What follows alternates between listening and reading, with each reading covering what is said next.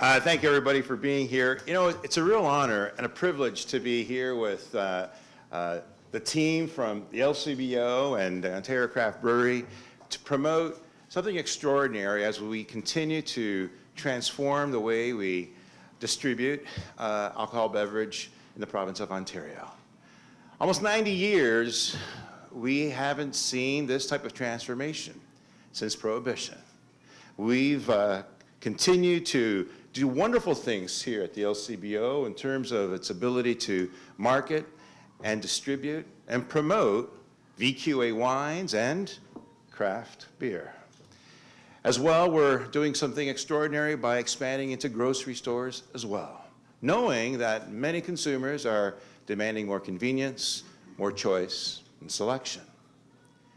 Today, we're announcing craft beer zones at the LCBO. We're going to be expanding them to 25 locations. This is our first inaugural location, the historic Summerhill.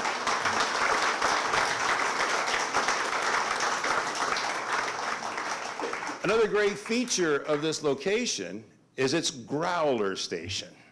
For those of you who don't know what a growler is, and I must say that it wasn't until we were doing all of these transformations and the beer framework and all of our discussions that I came to know that in the 19th century, many consumers bought their beer in pails. And these pails were refillable. And they'd go to their local brewery to fill up their pail of beer.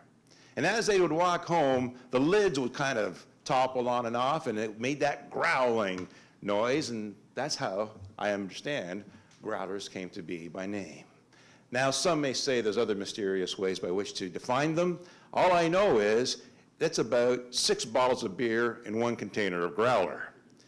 And a lot of people who are featured in their respective production facilities do have many consumers coming to refill their growlers.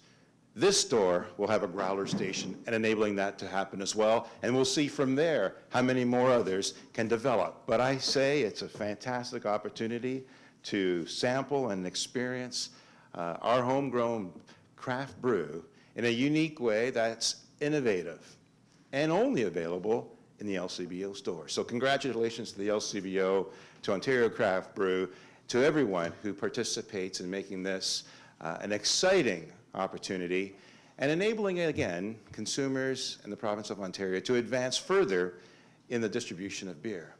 Let me also add this, though.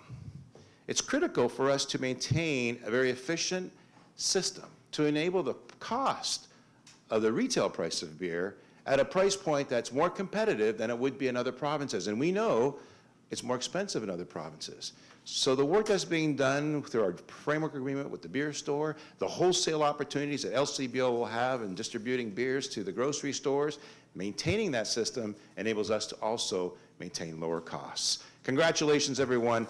And cheers to you all. Cheers.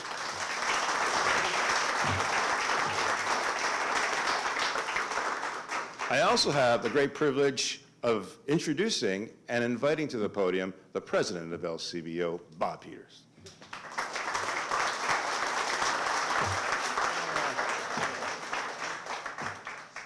Well, this has been a very busy time for the Summerhill store. Last week we opened the time capsule here, 100 years ago, that they put in the cornerstone here. Took Reg about 3 months to find it, but he did. Anyways, it unveiled a whole ton of things inside it. And today, we're here to officially open the Summerhill Growler Station and Craft Beer Destination Zone. We're here today to introduce a new craft beer experience for LCBO shoppers and greater exposure for the quality beer brewed here in Ontario.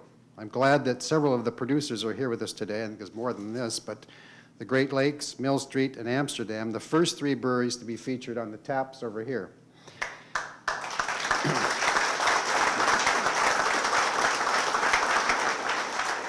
And hopefully we'll get the minister up there pouring into the growler station. Drinking it, more or less. Well, drinking it too. The last time I was together with the minister, we were down in St. Catharines opening an Ontario wine boutique.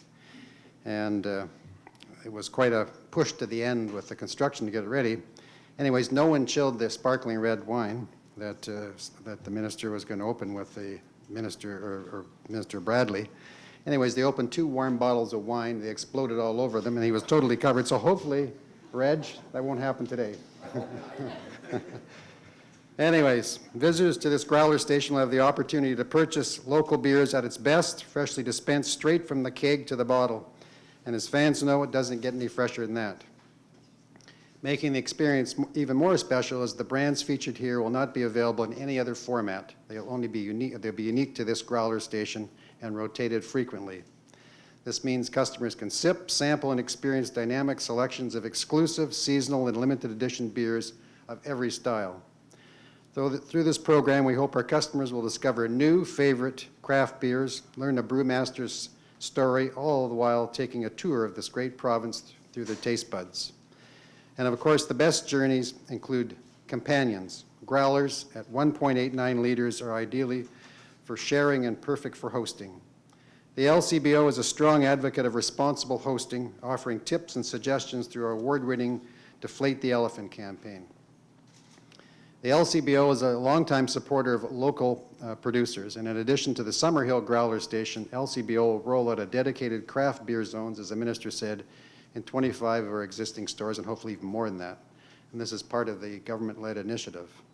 These craft beer zones will group products by style and draw more attention to our local and international selection of beers. We want to showcase why we want to be Ontario's beer headquarters. Craft beer is the fastest growing local segment at the LCBO. We carry craft beers from 70 different Ontario breweries. Since 2006, sales have grown more than 630%. And there's no other category that's even close.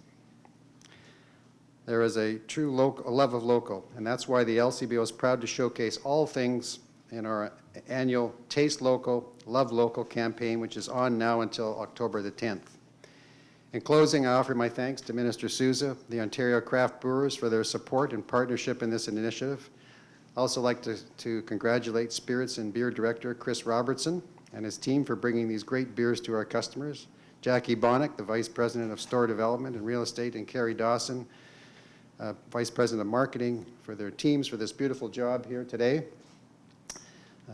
You outdid yourselves. And I'd now like to call upon my friend, who's looking for a barber, Chair of the Ontario Craft Brewers, Cam Heaps. Cam? Thanks, Bob.